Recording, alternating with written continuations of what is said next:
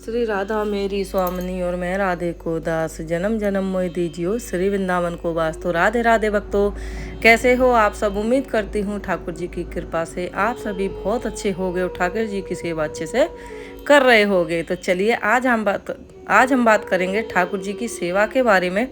एकादशी पर आप ठाकुर जी की सेवा किस तरीके से करें और कौन सा है वो विशेष स्वास्तिक जिसे आप जरूर बनाएं। तो ये देखिए दोस्तों, यहाँ पे लिया है मैंने कच्चा दूध। आज तक आपने बहुत तरीके से स्वास्तिक बनते हुए देखा होगा, लेकिन कच्चे दूध से स्वास्तिक बनते हुए नहीं देखा होगा। अब आप सोच रहे होंगे कि कच्चे दूध से हम स्वास्तिक क्यों बना रहे हैं।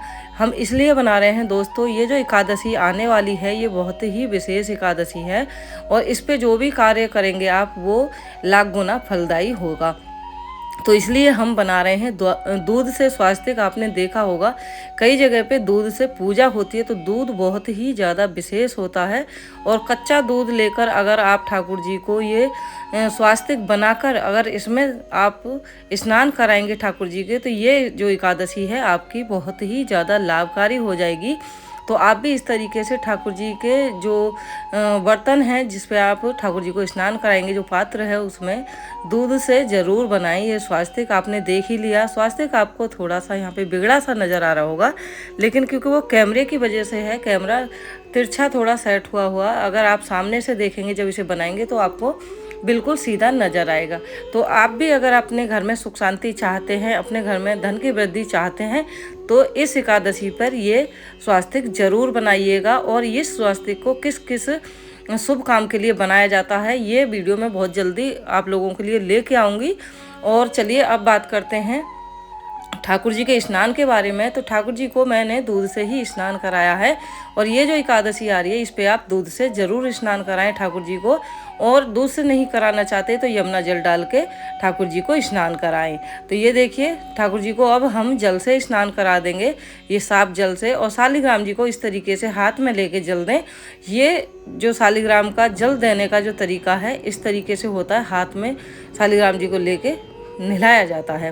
तो उसके बाद आप ठाकुर जी का श्रृंगार करें और शालिग्राम भगवान का भी श्रृंगार करें। हाथ जोड़ के क्षमा मांगें कि जैसा भी हमने स्नान आपको कराया है उसे आप स्वीकार करें और आप हम पे अपनी दया दृष्टि बनाए रखें। तो चलिए ठाकुर जी का स्नान तो हो गया।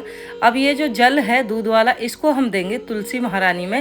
लेकिन आपको याद रखना होगा कि एकादशी वाले दिन तुलसी महारानी में जल नहीं दिया जाता है, तो किसी और पौधे में आप इसको दे सकते हैं। एकादशी के दिन अगर आप बिना एकादशी के इस स्नान को करा रहे हैं तो आप फिर तुलसी में दे दें। इसके बाद हम ठाकुर जी को कराएंगे पीले वस्त्र धारण। पीले नहीं है तो आप ऑरेंज भी करा सकते हैं, रेड भी करा सकते हैं। उसके बाद हम ठाकुर जी को हार पहनाएंगे, कंगन पहनाएंगे, केस लगाकर मुकुट लगाएंगे। मुकुट में मोरपंखी आप जरूर लगाएं, क्योंकि जो सेवा हम देते हैं ठाकुर जी को अगर हम मोरपंखी नहीं देते हैं तो हमारी जो सेवा है वो पूरी नहीं मानी जाती है। तो जैसे कि आप सभी को पता है ठाकुर जी को मैं तिलक बहुत ही कम लगाती हूँ, इस तरीके से मैं बिंदी लगाती हूँ। और आपको बता दूँ, जब आप ठाकुर जी का श्रृंगार करें इस वाली एकादशी पे जो आ रही है, बहुत ही लाभकारी बहुत ही शुभकारी एकादशी है। इसके कौन सी एकादशी है वो वीडियो दूसरी आपको मिलेगी। ये सिर्फ और सिर्फ ठाकुर जी के श्रृंगार की वीडियो है, स्नान श्रृंगार की। तो ठाकुर जी को आप जो तुलसी महारानी है तुलसी की माला जरूर पहनाएं। अगर आपके पास ठाकुर जी की छोटी छोटी जो मालाएं आती हैं तुलसी की वो हैं तो बहुत ही अच्छा, नहीं है तो इस तरीके की कोई भी तुलसी की माला जो बड़ी वाली होती है वो आपके पास होगी, तो इस तरीके से आप ठाकुर जी को पहना सकते हैं। और बहुत ही सुंदर सा भव्य श्रृंगार करें ठाकुर जी का। पीले वस्त्र जरूर धारण कराएं। जैसे कि मैं हर बार बताती हूँ, एकादशी का जो है पीला रंग बहुत ही विशेष होता है।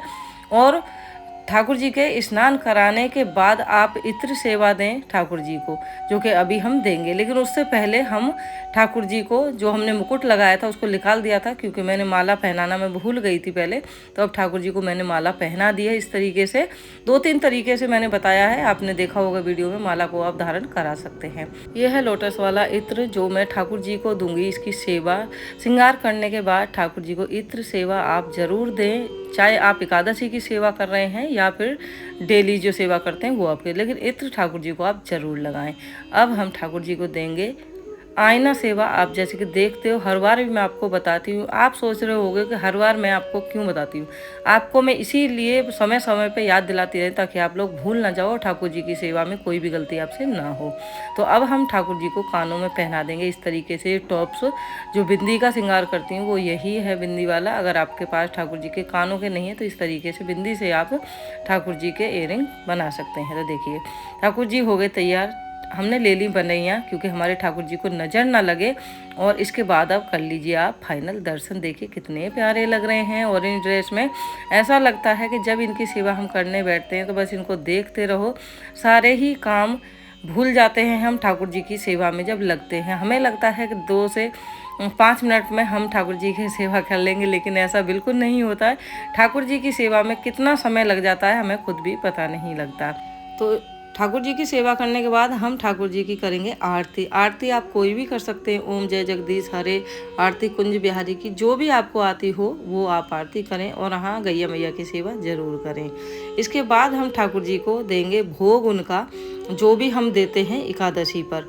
तो ये एकादशी की, तो ये लड्डू गोपाल जी की स्नान श्रृंगार की वीडियो है। एकादशी का व्रत कब है, कौन सी एकादशी है, वो वीडियो बहुत जल्दी आने वाली है, तो चैनल के साथ जुड़े रहिएगा। और ठाकुर जी की ये छोटी छोटी वीडियो आप लोगों को पसंद आती हैं तो वीडियो को लाइक ज़रूर करिएगा, चैनल को साथ में सब्सक्राइब कर लीजिएगा। और हाँ, जितना हो सके इस वीडियो को एकादशी से पहले उस भक्त तक जरूर शेयर करिएगा जो ठाकुर जी की सेवा करते हैं। तो मिलते हैं गोपाल जी की एक और ऐसी ही अच्छी सी वीडियो के साथ। तब तक के लिए राधे राधे, हरे कृष्णा, हरि बोल। कमेंट में राधे राधे लिख के अपनी हाजिरी जरूर लगाइएगा।